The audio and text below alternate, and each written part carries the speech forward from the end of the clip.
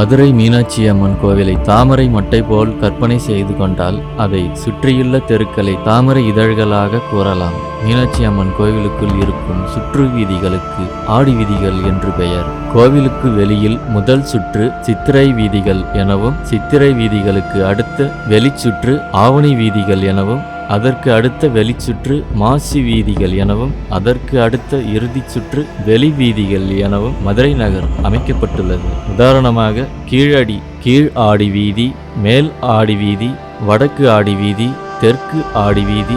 இந்த தெருக்களுக்கு தமிழ் மாதங்களின் பெயர் வைக்கப்பட்டிருப்பதற்கும் ஒரு காரணம் உள்ளது. மன்னர் காலத்தில் குறிப்பிட்ட மாதங்களில் நடைபெறும் விழாக்கள் அந்த மாதங்களின் பெயரிலான தெருக்களில்தான் நடைபெறும்.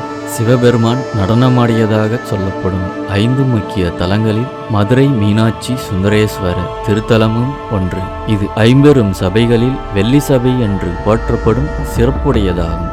இக்காட்சிகள் அனைத்தும் தொன்மை தமிழ் சேனல் கிராபிக்ஸ் செய்யப்பட்டுள்ளது. இந்த வீடியோ பதிவு அனைவருக்கும் கொண்டு சேர சப்ஸ்கிரைப் செய்து கொள்ளுங்கள்.